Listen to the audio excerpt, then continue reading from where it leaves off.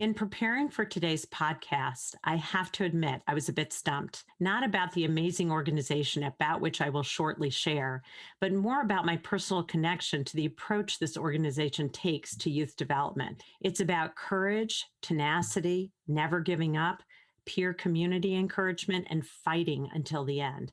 That's not what stumped me.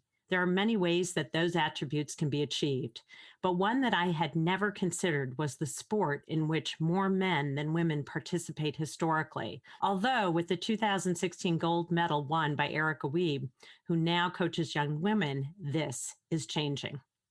Welcome to Small and Gutsy, a podcast featuring interviews with nonprofit and social impact organizations under $10 million. My name is Laura Witkoff, and I'm excited and proud to be your host. My hope is that you love the stories as much as we do, and perhaps you will find needed services, a job, volunteer, invest in, or donate. Feel free to pass along any valuable information you hear today to others, and remember to send me the name of any organization you'd like featured at reachus@theintrinsicgroup.com.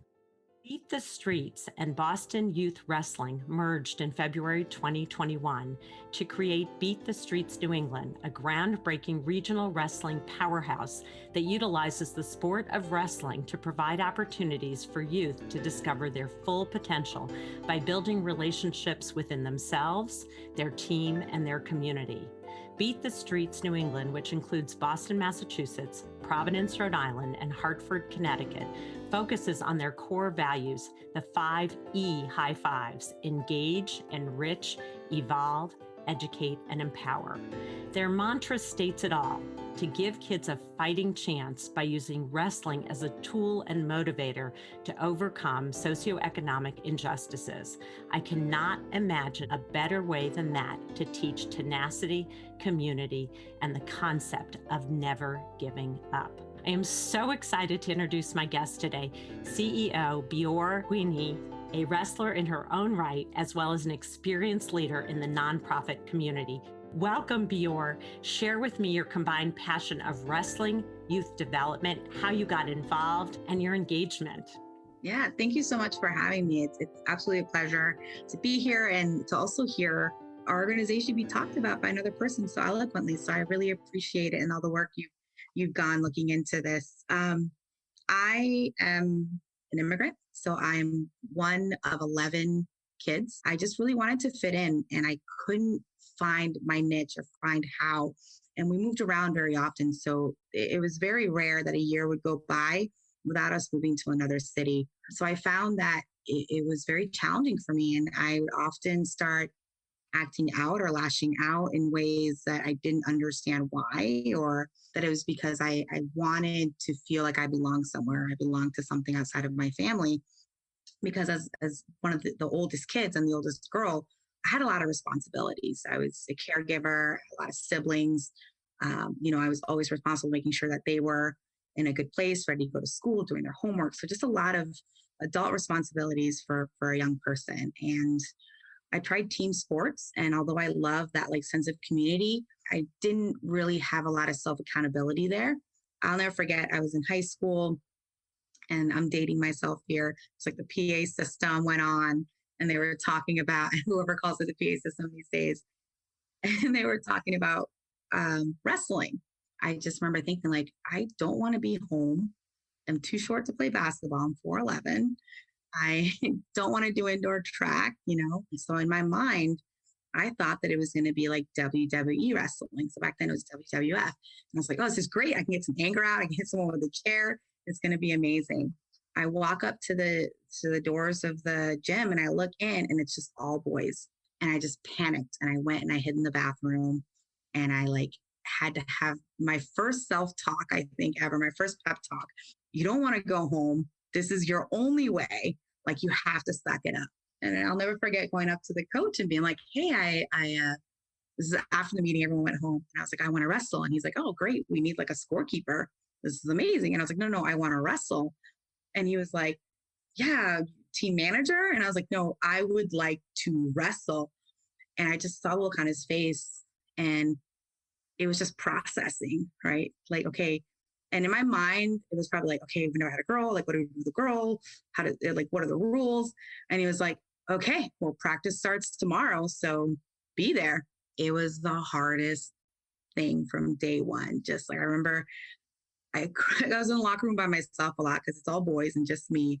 And I think I cried every single day for like 2 weeks just because it's a lot. You're pushing yourself to limits that you didn't know you were capable of.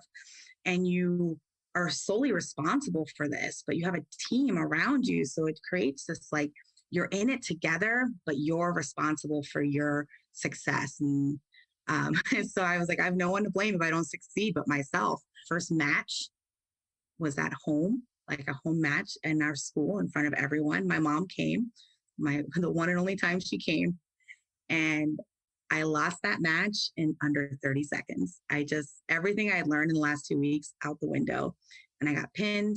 And all I heard was my mom screaming, "Oh my God, you're killing her!" in the background. And you just black out and you wake up and it's done. The first thing that someone said to me was like, "Well, that's why girls shouldn't wrestle." Mm-hmm. And it wasn't for my team. It's a random spectator. That's why girls shouldn't wrestle. And then I was like, I'm going to prove you wrong.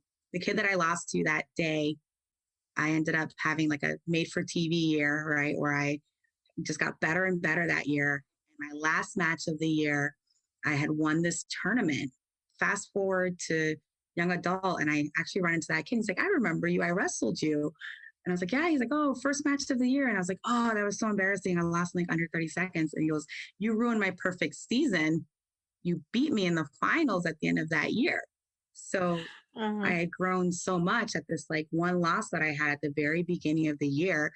That was something that I think in a team sport or if I was in a different place, that would have mattered a lot to me.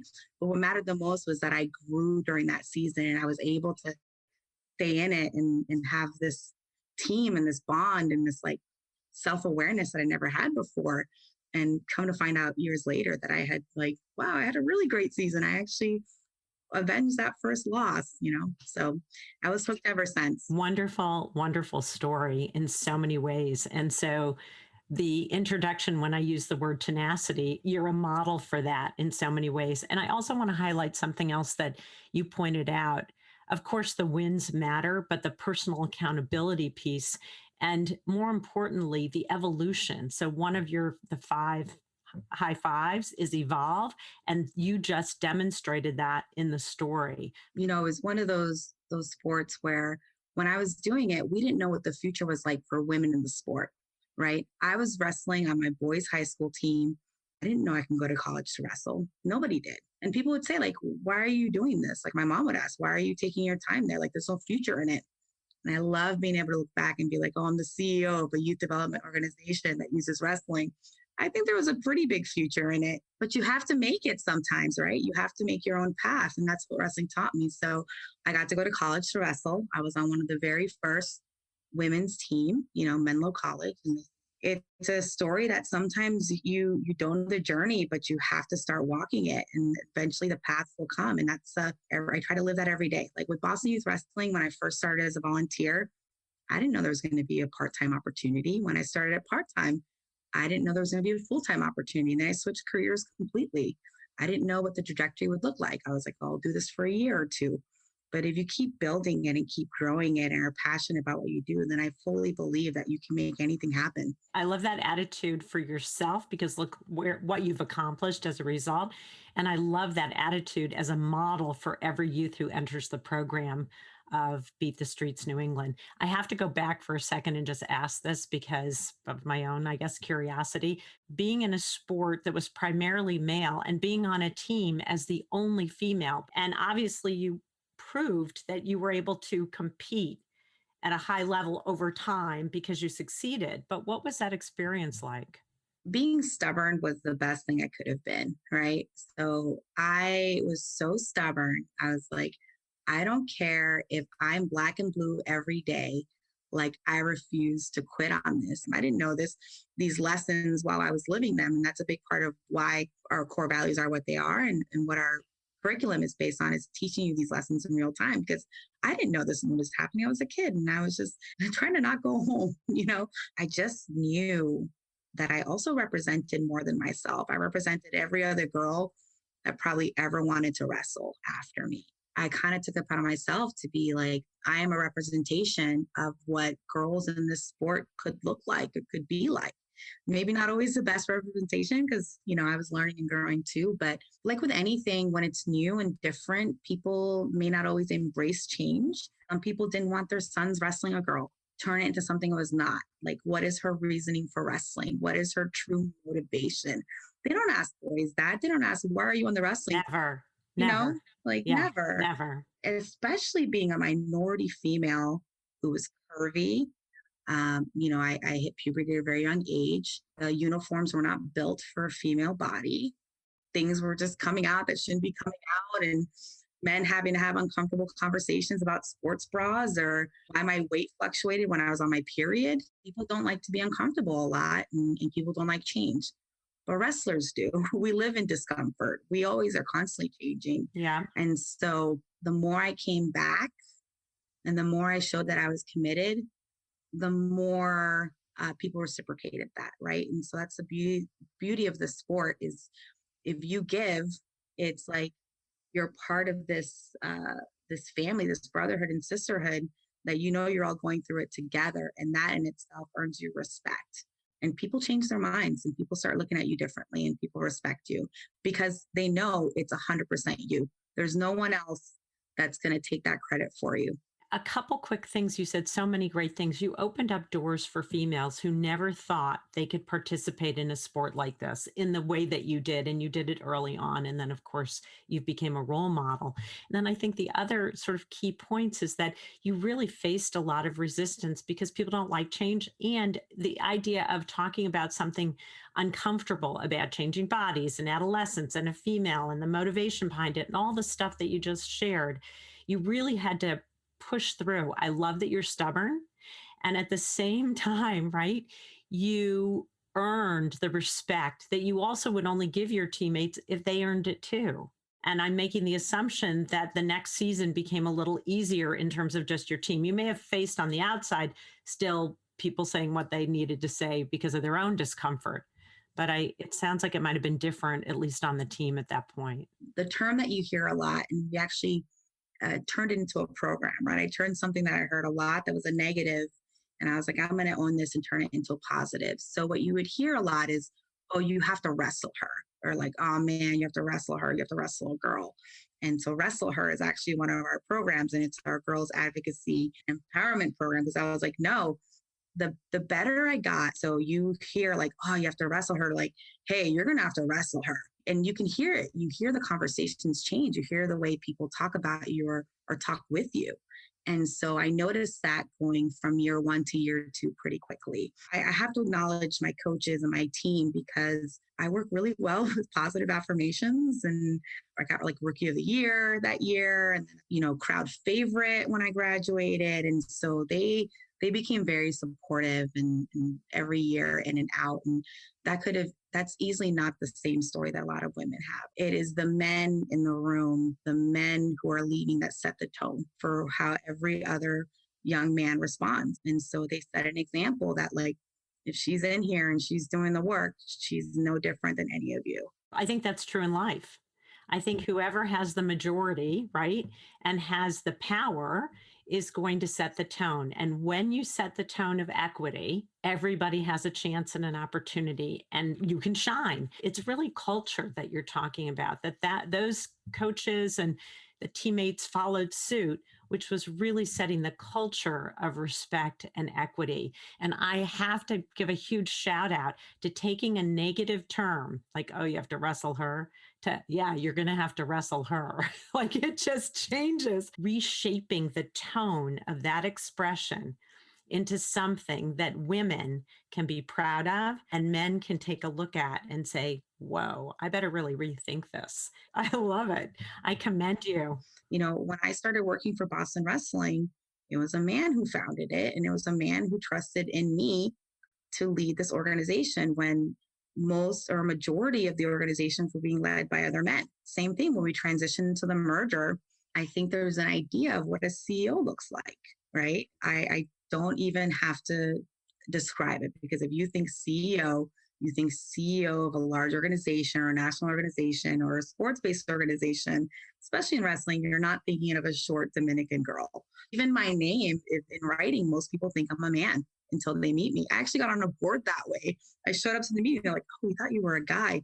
And I was like, well, you're welcome, because it looks like you needed a woman here. It looks like you needed some color. So I'm doing dual roles, and I do very much embody that, where I'm not just doing work for women, but I'm also doing work for people of color as well, and women of color. So It's clear the mission, both personally and professionally, is one of social justice. And I have to just highlight, and maybe this is just my impression, but you do it with joy. thank you. And I think it's something that women do every day and we get no credit for, right? You take something negative and you just hold it in here, problem solve in your head, and you put a smile on your face, and then you come out and you fix things, right? But I've learned that I don't always have to put a smile on my face to fix things. I'm going to internalize it. I'm going to think through what needs to happen, and I'm just going to go out there and fix it. And sometimes that involves a smile on my face, and sometimes it's a game face, and that's what you're going to get. I'm not going to apologize for it either.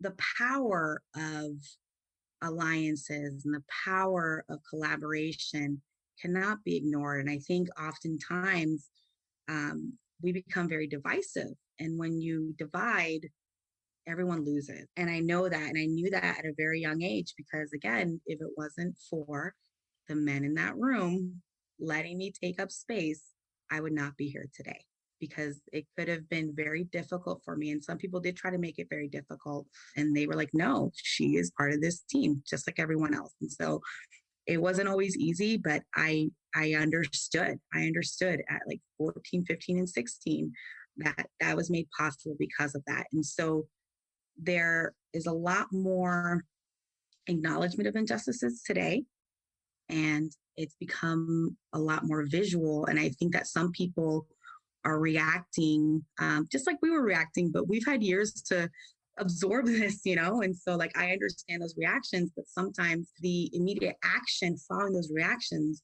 create more divisiveness. Yeah. And so I like to look at, like, okay, how do we work together? How do we form alliances? And sometimes people just need to understand or be educated about what the issues really are, or see another perspective instead of being labeled or being accused or being pushed away.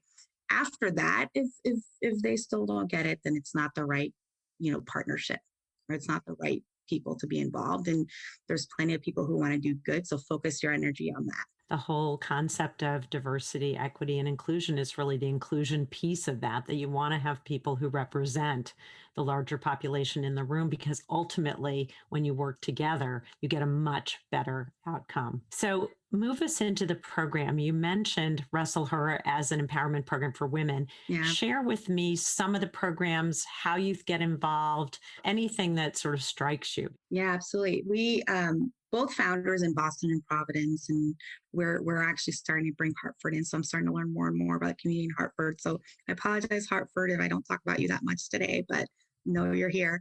Boston Youth Wrestling was founded by a Boston public school teacher, Jose Valenzuela, also Dominican, also very similar experience, like understanding the injustices as he was growing up. And in Boston specifically, you think of like, the education here must be amazing. There's like Harvard, there's MIT, right? But no, we were one of the last states, for being a progressive state, to desegregate. Things that were done with good intentions failed miserably. And so it takes time to fix these things. And there's no easy way to do it. And so politics and systems get in the way of that change sometimes. And so Jose, being a Boston public school teacher, lived it, and then was trying to do good by starting a wrestling team for his high school. His principal was like, oh, you wrestled? We have funding for a wrestling program. Let's start it. And he went through so much red tape, so many issues, trying to create an opportunity for kids in schools in a city where there's 145 public schools, plus charter schools, plus private schools, plus parochial schools. Less than 1% of the budget is used towards athletics. The second challenge was, if all schools started and at the same time, the city would lock down. There are thousands of kids in the city. So you can start as early as 7:10 in the morning and finish as late as 5:30 p.m. So never mind trying to do a city league of anything, right? Forget it. So where do these kids go after school? Not to great situations. We had kids who went to, nearby bodega to like by some things, they actually witnessed a stabbing because they were just there after school. So he went to his old college teammates and was like, listen, like, I think we're better off just starting a whole nonprofit because we all know what wrestling did for us. And I want to provide this for these kids. And we just can't do it in the way we thought would be the easiest way possible. We started the nonprofit and we then were like, okay, we know the easy part. We all know how to wrestle, bringing kids in, training them, providing opportunities, and competing. But are they learning these lessons in real life? Or are we just giving them the sport and hoping that the sport teaches the lessons and they'll eventually figure it out? And I was like, listen, I didn't learn this till I was done with wrestling. We need to teach these lessons in real life. So we were early adopters of this partnership with Up to Us Sports, and they're incredible. They do coaches training. They do trauma-informed coaching. They believe in like high impact attributes, affirmations, all these. They were speaking my language. I was like, yes, I feel good just doing this program. Never mind like putting kids into it. We also partnered with, we'll use any partnership. If you want to partner, please call. Listen, MIT and the Heller School for like nonprofit management. And we did strategic plan after strategic plan. And we really started to dissect like, okay, we know three things. We know that kids who do sports are going to get these great attributes and they're going to be able to like, they're going to be more committed to school, they're going to be committed to communities, and they're more committed to living a healthier life. We know that there's a lot of barriers for sports, especially in a city like Boston. Mm-hmm. These opportunities might also be limited because of just getting around the city, safety, right? Especially for the girls. The sun sets and that's it. And the sun sets during the winter at like 3 p.m. So we knew we had to resolve this. And so we started thinking of how can we do this? And we're like, okay, well, maybe we work in school as a class. Can we make that happen? Yes, we can. We can be in an enrichment class. Okay, we can do after school as well and be right at the building so kids don't have to leave. Great, let's do that. Well, what about the kids that end up having to go back to their neighborhoods? Because we also know in Boston, you could live 45 minutes away, which is only like 3 miles from where you go to school, right? So if they have to go home because their sibling goes to a different school, maybe they're going to go to their community center. So let's partner with the community centers as well. So now we're in school, now we're after school, and now we're at a community center. So we're going to find you. I love it. As an independent nonprofit, partnering with the locations where the kids are, which is great. With a staff of one yeah. at the time. Dividing yourself into a zillion people. Okay. And then I also knew that there had to be some sense of consistency, right? If a kid walked into a room, they had to know this is what we're going to be doing. This is how we're going to be doing it. Because consistency is comfort, you know, and they know what to expect when they come in. So I had looked up curriculums and what kind of curriculums were out there for wrestling. And they were all fitness curriculum. We know we can do the fitness curriculum, but what sort of social emotional learning tools about like behaviors and self-worth and all these values, where did they exist? And so I deferred back to Up to Us Sports and I started doing research on a lot of different things and some stories that I'll share later as well. But like really got interested in restorative justice because I wasn't the best kid. Wrestling only took me so far. The other lessons I had to learn off from that. And so I'd gotten in trouble with the law a couple times, and sometimes it was fair and I deserved it, and other times it wasn't. And so bringing that back in, I realized that we do circles a lot in wrestling. Restorative justice is a great tool. And then I also realized that we needed a way for our kids to earn some income, making the program cost $0, but also providing opportunities for them to grow with us. We started building out a curriculum that touched upon a lot of different points. It was, you know, hey, here's our theme for the day. We're going to talk about self-worth. We're going to talk about, you know, some hard topics. We're going to talk about what does leadership look like to you? I'm not going to tell you what it looks like. I want to hear it from your point of view. We're going to talk about your health and wellness. How many hours of sleep did you get? Did you drink water today? Like, what have you eaten? You know, have you had fruits, vegetables, proteins? And this is all part of practice. And then at the end, we're going to get back together and we're going to talk about how our day went, how our practice went. And then we're going to give each other shout outs. We're going to say something good about ourselves and we're going to say something good about someone else in the room, right? And I cannot tell you how many kids didn't know how to say something nice about themselves. I had a hard time in realizing that there were kids that were in a school building that didn't have access to water all the time. So I'm like, your water's really low. What happened? They're like, oh, we ran out of bubblers today. So now I made sure that our coaches started bringing water to every practice. You went to a school and you were in school during the day and their lunch hadn't been delivered on time. So now you have to run a 90-minute fitness session and the kids hadn't eaten yet. So now I have to make sure that our coaches have snacks with them. We're a no miss meal program now. Food has to always be available.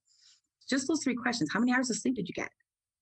Why is everyone only getting 3 or 4 hours? Oh, coach, we had been on lockdown for 3 days because of shooter threats. That's not a day to go into technique. That's a day for games and, talking. So by asking these questions, it just allowed us to be better leaders in our program and really build out like what our curriculum should look like. It also sounded like you had the flexibility to shift on a dime because of what the kids were going through at any given time. The basic curriculum is familiar and kids are coming in kind of knowing what to expect. Any one of those things could pivot based on what the kids were experiencing at that time. And as you're sharing, in some way, it's so heartbreaking to hear that how hard it was for the kids to find one thing about themselves that was a positive. And then I'm guessing that over time of being in your program, that came more easily as time went on because they understood both the value, how to seek it, they knew where to get it, and you were giving it as a part of the program. It's hard not to get emotional thinking about it, right? Because I see it firsthand, especially with our boys, because they're taught it's not okay to be emotional, that it's a weakness. And you're in a sport that is considered one of the toughest, bravest, hardest sports. And we're asking you to be vulnerable, right? Off the mat. It was amazing to see just how much they needed it. Week 1 or week 2, yeah, they're joking around and they're like making light of it because that's what's expected of them. And then by the time, if you get one, right, one leader, one person that they look up to be real and be honest, but they all followed. But what I think what we're doing is we're taking fear away.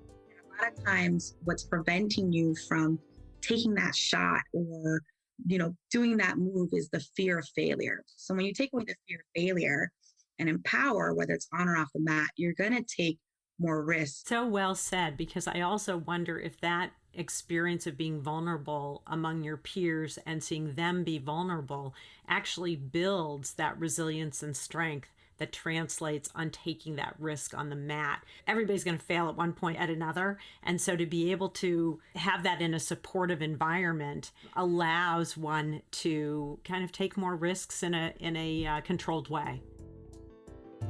Girls love to fight. It's in them. They're so powerful and strong and thoughtful. They pick up things quickly. And girls just brought a whole different mindset to the sport that I don't think people really knew how to handle, because they also love to laugh and joke around and have a good time. And you're in a room where everyone was so serious. And to hear that, they would think like, oh, they're not paying attention or they're not taking it seriously. But no, that's just a way of expression. Girls wrestling is the fastest growing sport in the nation amongst high school girls and is the fastest growing collegiate sport right now. I love it because, again, I'm a generation older than you or two. And I feel like, we were always taught to not express the anger, right? Not express those high energy emotions. And so to really be able to express it in a different way, like you say, girls love to fight. But I think when you put fighting in a healthy, boundaried way that has strategy, it channels that energy that girls may, obviously naturally have, but has been repressed over the years, right? And it teaches right from wrong, because being an immigrant, being Dominican, our discipline is very different, right? It's a very physical discipline. And so the cycle was starting to repeat itself with me, with my siblings, because I was the one in charge and I was a disciplinarian. Then the minute I had to go into a situation where combat was an agreement, I was like, wait a second, I can't be asserting physical, what I know now is violence, onto someone else.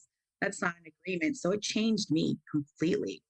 It's taking something that you are normally using because of anger or frustration or disappointment, turning it into something where you want to go into it in an equal situation. And you're going to come out on top because of the things that you learn, the skills that you learn. And so you see a lot of restraint and you see a lot of discipline that comes from that. And that's probably the number one feedback that we get from principal. A lot of our kids are referred to us by the deans because of behavioral.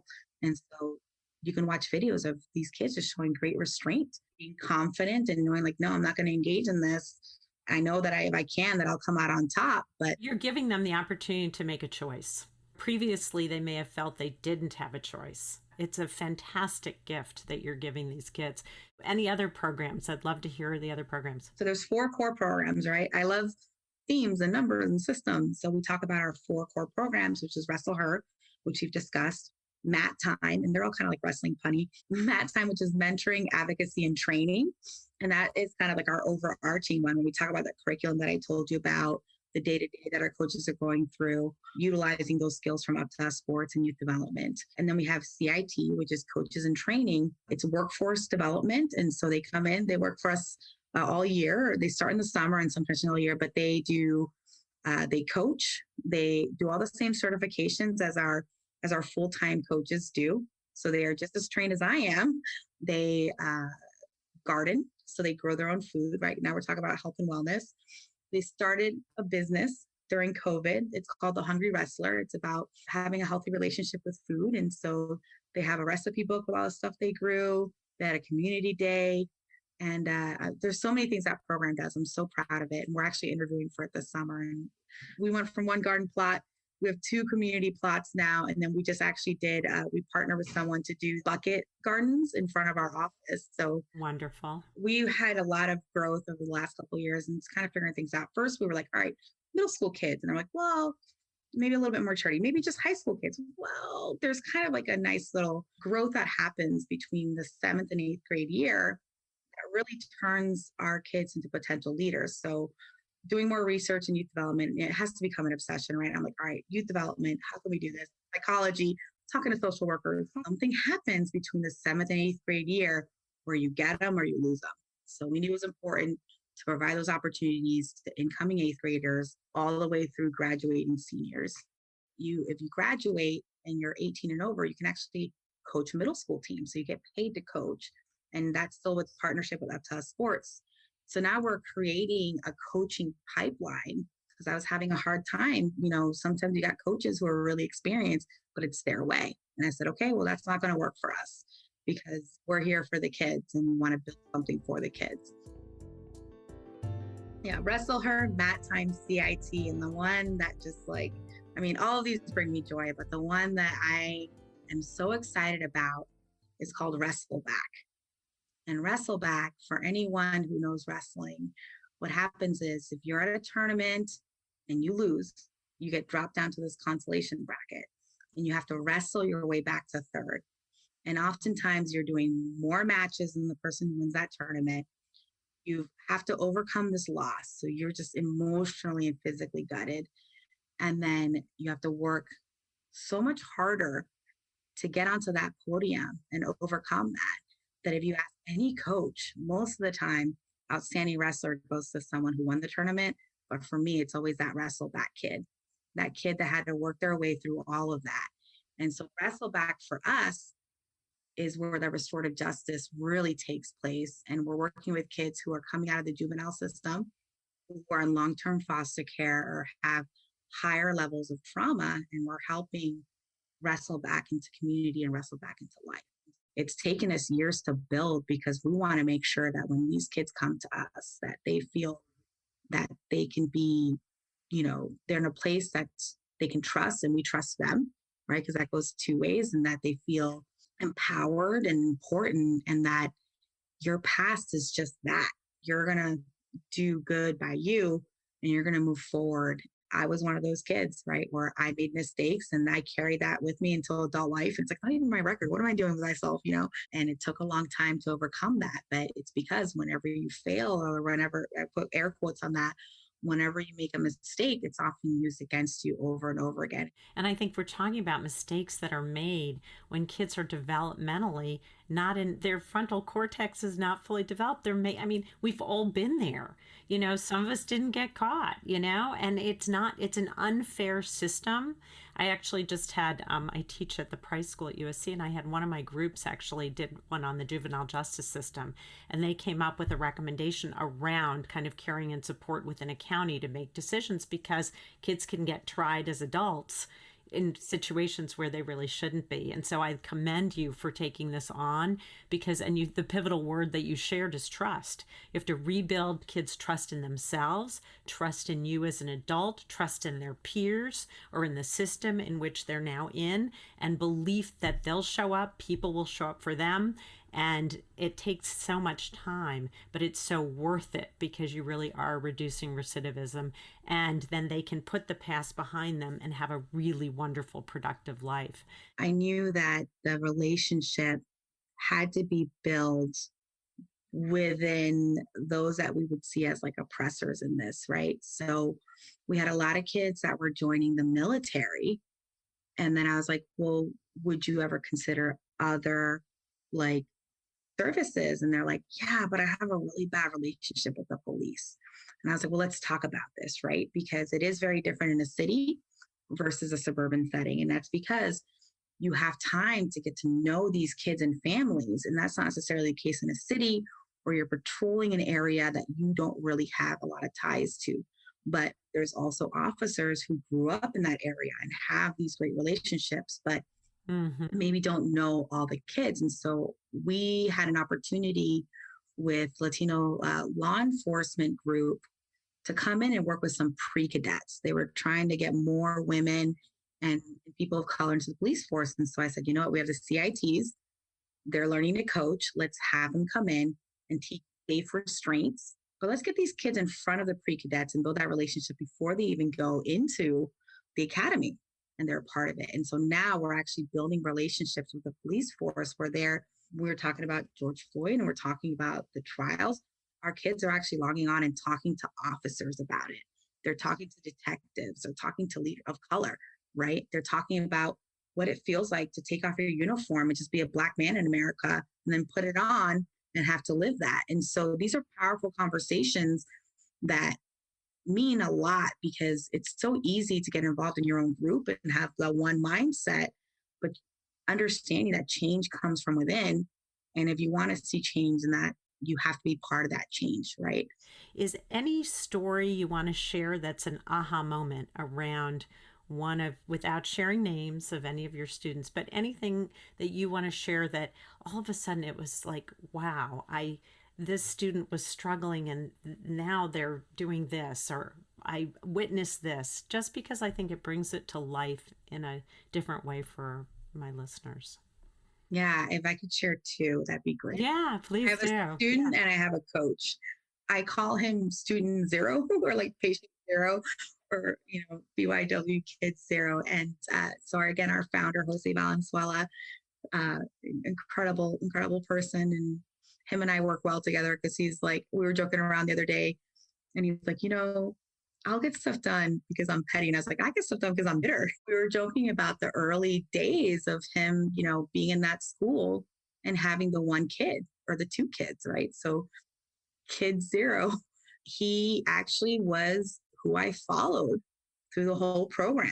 And the program started developing, really following his life. So, and this is very different because we do talk about a lot of like youth of color and the disparity in injustices when it comes to our youth of color and families, but poverty is huge. And so poverty affects all. So there's actually a young white kid really in the system, like your mom was disabled. He knew the government system better than I think I ever could, like all the paperwork, all the filing, all the things. And so he was actually a great resource for me when I didn't understand things because he was the one filing all the work. And this is a seventh grader at the point, right?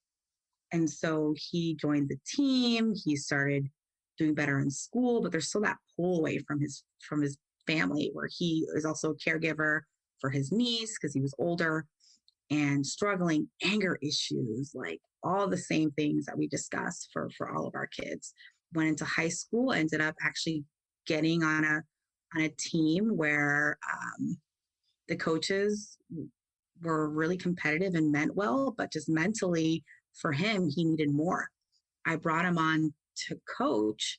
There were two aha moments there. One of them was, and I had battled a lot with weight and weight management because we were doing it poorly during wrestling. So when I finished wrestling, I wrestled at a very light weight and I gained over 100 pounds pretty quickly. I made it a point to make sure that our kids had a no miss meal experience. And so I was at the school and some of the kids were trying to make weight.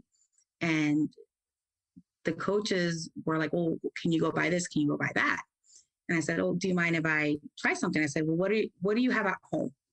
What did your mom cook? Or who is cooking for you tonight? And can you ask that they just don't put salt in that? And can you ask for just like this many spoonfuls? And they were like, yeah. And the coach had made a comment about my weight at the time too. And the aha moment happened to him because he heard that. And then he actually stood up for me to his coach and was like, Coach, you taught us to not judge people when we step on the mat because of how they look. And you're doing the same thing. This one kid that we just from 7th grade on had followed and started adapting the program to really follow this kid's life with us. And so it grew different opportunities. The CIT program changed because of him specifically, because before that it was like, we're coaching, we're going to go run some camps. But then I was like, well, we need to implement more things into this that are going to be about leadership development, that's going to be about opportunities and healthy habits and things like that. So it's really creating in some way in that example an interdependence between him and you all and how it grew together based on who he was, his willingness. And I'm guessing that his anger shifted as he became more connected and more of a leadership with accountability and what he could offer, because naturally he probably felt better about himself. And he had been in a family environment that in some way he was forced to be in a parental role. Like, I don't know many 7th graders who would know the governmental system and filing paperwork. It's a huge responsibility. Well, there was definitely an incident where I honestly was like, he's probably going to punch me in the face right now, right? Because he was frustrated and was walking away. And I was like, well, okay, do I absorb this punch? Like, do I take him down? What do I do? And I was like, all right, just prepare yourself, right? And he didn't. He just like walked away. And the fact that I even had that moment where I was like, I know that this kid has that level of anger, and I know enough stories that he has acted on that. And then the next day he came down and like talked to me about how he was feeling and why he was feeling that way. He was the one that wanted to sit down and talk about it. And that was incredible. So that's when I knew like, okay, like we're doing it right. Not only is this kid learn to stand up for those even when they're not there, right? But also learn that self like emotional management. And then as an adult, he's still very much involved in our program and is a head coach of one of our programs and talks about it and uses his real life experience. So I'm excited that we were able to have someone from day one of the organization, see them all the way through. And now we're seeing more and more of that, which is really wonderful. We can dedicate this podcast to him. We'll call him. And you just give him a heads up and say, this podcast is dedicated to him. He'll know. He'll know. You said you had a story about a coach, and then we'll Yes, same thing. We got a call. It was a high school. The high school coach was looking to start a program. And so we came in and we're like, all right, how can we help? This is a little bit outside of our normal scope, but we're trying to grow wrestling everywhere. We went in and we started just running some practices, and kids were coming, and kids came for an entire season and only competed once that whole season. Can you imagine a room full of teenagers that are just in there hanging out? So to me, that proved two things. One, they were just happy to be in an active space. Two, that this all kind of happened simultaneously with the other story. We realized that we were building something really special. That's when we took that curriculum and we put it on paper. And, we talked about the health and wellness, we talked about how many glasses of water. And I showed it to him and he laughed in my face. And he was like, are you serious? You expect teenagers to write how they feel or talk about how they feel? And he's like, look, I trust you, so we're going to do it, but I'm skeptical. He said it much nicer than that, but now I know the real story, so I can tell you the real version. We're a couple of weeks in, And he's seeing these kids like really enjoy the conversations. And he loves being a part of these conversations, talk about it. And he goes, Coach, I have to apologize to you because when you told me this, I literally went home and told my wife, like, this girl is crazy. I was like, well, Coach, like, you created the space for the kids. You let them have these conversations. They did that. They turned it into what it is. Like, all I did was give you an outline for what this could look like. He is like the biggest advocate of our program. His kids are CITs in our program. Anytime I need to talk about what we're doing, I said, call this coach and he'll tell you. So he's like the biggest advocate for us. And I appreciate him so much for it. But he had to be willing. Right. And I think that's again an example of demonstrating to him a type of servant leadership. So even though because he was speaking initially for the kids, they'll never do this, they'll never have this conversation. And so you were like, let's just give it a try. But it was about the kids. He created the space and you created the opportunity for him to use the space in a new way. Small and Gutsy is sponsored by the Intrinsic Group, my boutique management consulting firm specializing in guiding organizations to leverage talent, optimize processes, and to ensure the organization's narrative is aligned with their culture. We'd love to invite you to be a sponsor. So if you're interested in sponsoring Small and Gutsy to keep it going, please reach out to me at reachus@theintrinsicgroup.com. So, are you ready for our quick Gutsy questions? I think. What is at the top of your wish list? But the answer cannot be money or funding. Oh, I'm going to say opportunities. I would love, the top of my wish list is more opportunities for our kids, a connection with an organization or an internship or an opportunity to do good somewhere, right? We volunteer a ton and we've painted schools, we've cleaned youth centers. And so the more opportunities I can provide them with outside of wrestling to engage, I think the more fulfilling it is for our kids. Everyone always like, oh, I wanted to reach out, but I didn't know. Yes, the answer is always yes. Call me. Let's talk about it.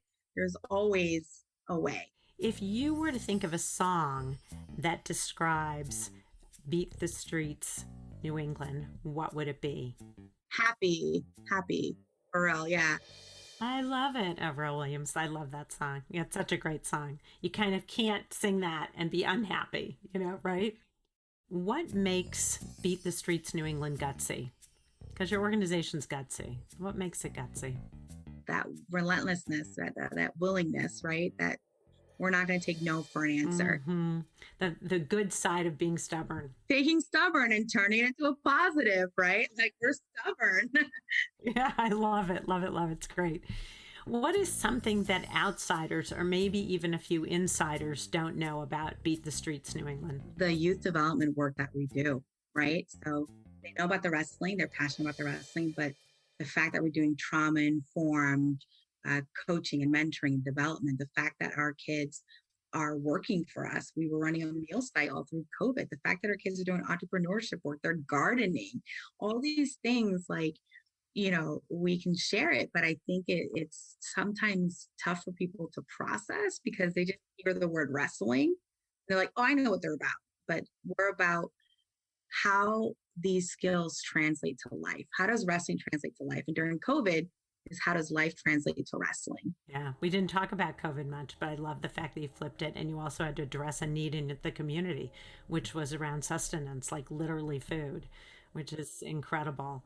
If you could get one celebrity or influencer to endorse or talk about Beat the Streets New England, who might it be? Oprah. I love it. Yes, we're going to hashtag her. You never know. Any of the Obamas I'll take as well. Ron Finley, who's called the Gangster Gardener. He's out of LA, actually. Look him up because he's amazing. Bior, I just want to take a moment and thank you for this incredible conversation. I learned so much from you personally, just your story.